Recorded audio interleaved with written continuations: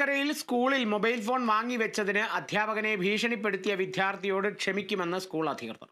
സംഭവത്തിൽ വിദ്യാർത്ഥി മാപ്പ് പറഞ്ഞു. വിദ്യാർത്ഥി അധ്യാപകരെ ഭീഷണിപ്പെടുത്തുന്നതിന്റെ ദൃശ്യങ്ങൾ അധ്യാപകരല്ല പ്രചരിപ്പിച്ചതെന്ന് പ്രിൻസിപ്പൽ വ്യക്തമാക്കി.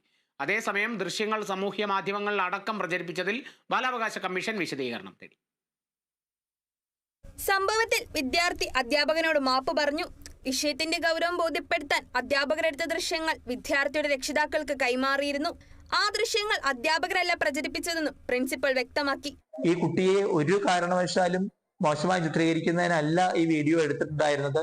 മറിച്ച് ഈ കുട്ടി ഒന്ന് ശാന്തനായി കഴിഞ്ഞാൽ അവനെ തന്നെ കാണിച്ച് അവന്റെ പെരുമാറ്റത്തിലെ വൈകല്യം അവനെ ബോധിപ്പിക്കുന്നതിന് വേണ്ടിയായിരുന്നു. അതോടൊപ്പം രക്ഷിതാവ് വരുമ്പോൾ രക്ഷിതാവിനെ കാണിക്കാനും വേണ്ടിയായിരുന്നു ചെയ്തത്.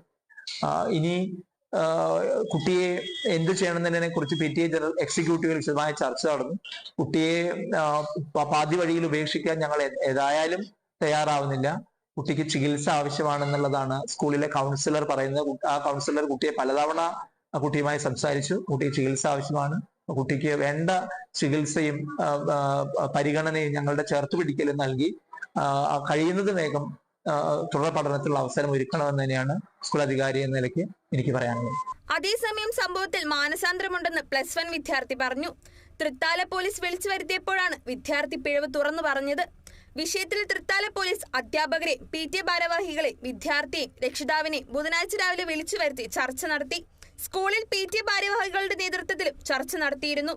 സ്കൂളിലെ +1 വിദ്യാർത്ഥിയാണ് അധ്യാപകർക്ക് നേരെ കഴിഞ്ഞ വെള്ളിയാഴ്ച ഭീഷണി നടത്തിയത്. വിദ്യാർത്ഥിയുടെ വീഡിയോ പ്രചരിപ്പിച്ചതിൽ ഉടൻ റിപ്പോർട്ട് സമർപ്പിക്കാൻ പൊതുവിദ്യാഭ്യാസ ഡയറക്ടർക്ക് മന്ത്രി വി. ശിവൻകുട്ടി നിർദ്ദേശവും നൽകിയിട്ടുണ്ട്. Kerala vision news, Palakkad.